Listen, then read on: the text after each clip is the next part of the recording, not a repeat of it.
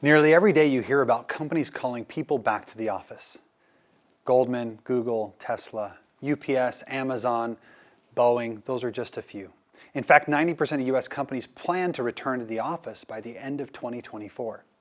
But my question is why? And when I talk to leaders, most of them say something like, we tried remote, but it didn't work. So they settle for the hybrid environment. A few days at home, 1 or 2 days in the office, seems like a reasonable compromise. But if we're being totally honest with ourselves, hybrid work sucks. Not just for the employee, but for the manager too. I remember one of my first Zoom meetings with my team nearly a decade ago. They were in the office, seated comfortably around the boardroom table, but I could barely see them. The camera angle was terrible, and it was nearly impossible for me to read their body language or even hear them speaking. I kept having to interrupt or trying to interrupt, and for most of the call, they forgot I was even there.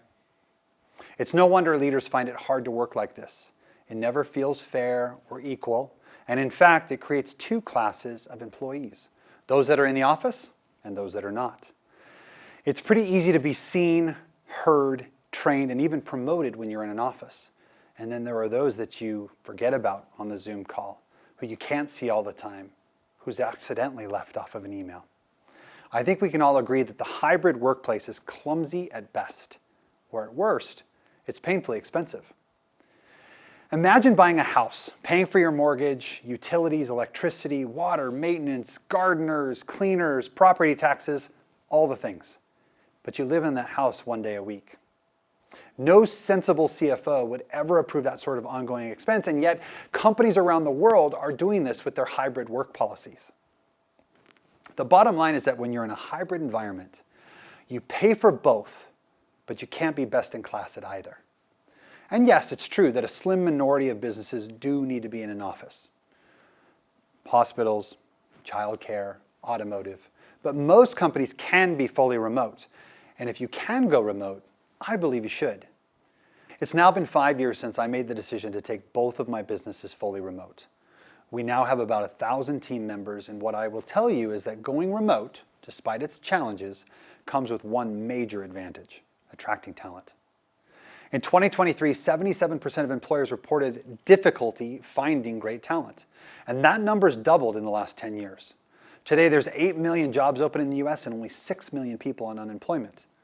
There's an imbalance in supply and demand, which favors the employee.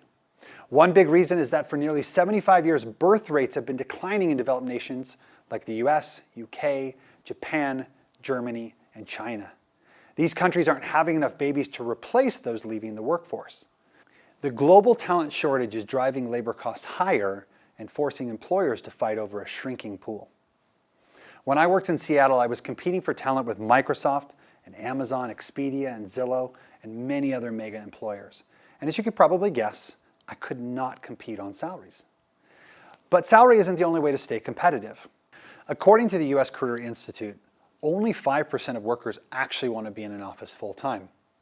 By going remote, I could compete with the big dogs for the best talent, not only in Seattle, but around the globe. Today and in the future, going remote is one of the best ways to attract high-performing, specialized talent. So how do you actually succeed at becoming a remote-first company? My best piece of advice is to simply commit to it. I believe that many of the people who say, we tried remote and it didn't work, didn't really try.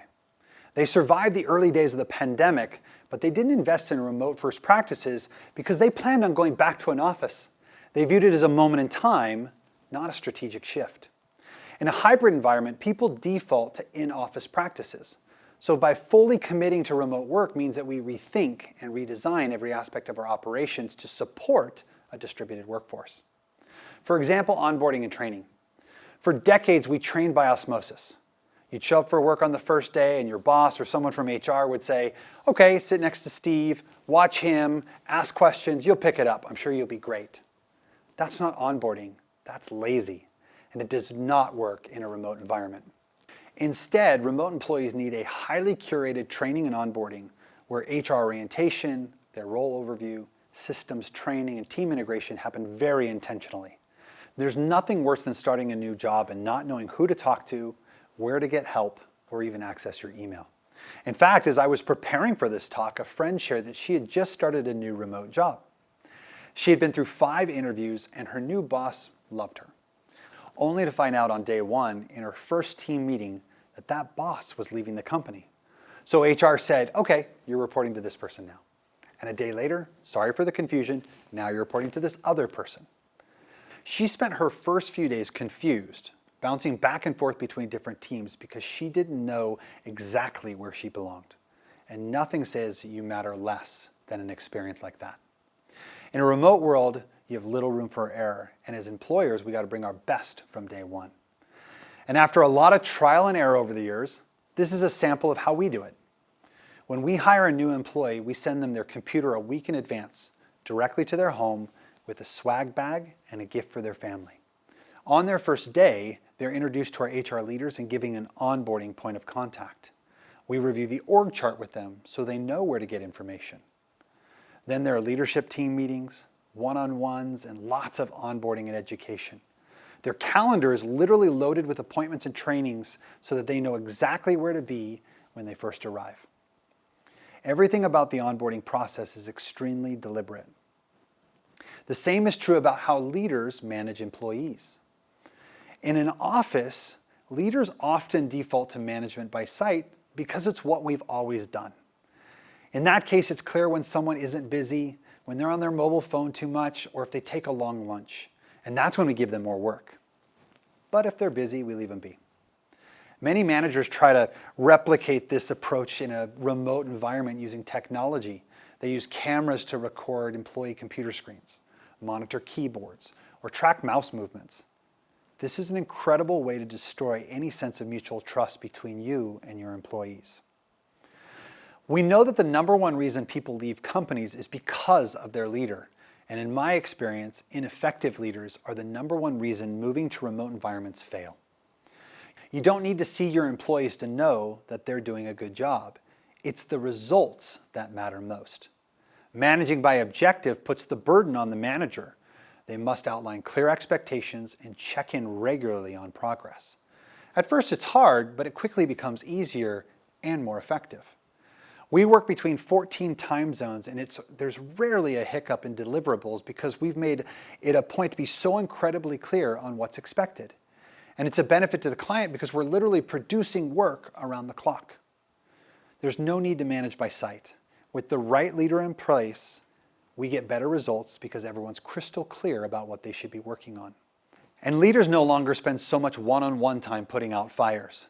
They build relationships with their employees and help them find new opportunities to do work that's the most meaningful to them. The final step is to build culture intentionally. So how do you help remote employees feel welcome and connected in your company? One way is to show respect for your employees as people with lives outside of work who have unique cultures and traditions. Too many companies with a global team force their employees to respect an American schedule, and I think it's completely unacceptable. We have team members in the US, Philippines, Vietnam, Kenya, and Colombia with unique customs, holidays, and traditions. For example, Independence Day is July 4th in the US, but in the Philippines, Independence Day is June 12th, and in Colombia, it's July 20th. We honor these days not only because it shows respect, but it also begins to foster a sense of belonging and appreciation among a diverse team. If your remote worker doesn't feel part of the team or appreciated or connected to your company and its values, then they're just a warm body and they feel that disconnection deeply. This leads to turnover and it puts a disproportionate burden on those that remain. It's also critical that you prioritize development and upward mobility. In many companies, when they finish their work, team members hope to go unnoticed to avoid being given extra tasks. But what if instead they were provided and rewarded with opportunities? For instance, if our team finishes their work early, we encourage them to raise their hand, and by doing so, they may earn opportunities to serve on special projects, learn additional skills through our learning management system, or gain access to another department or leader. By creating an environment where efficiency is rewarded rather than penalized, we can more easily identify our top performers, helping them to develop as people and professionals. The brightest future belongs to those who adopt a remote, employee-centric mindset, not just as a response to current events, but as a strategic move towards inclusivity, efficiency, and innovation. Remote work is transformative, unlocking potential between businesses and employees. And by fully embracing it, companies can attract top talent and build thriving, resilient organizations. So let's build a future where work is not confined by geography, but defined by our collective potential and ambition. Thank you.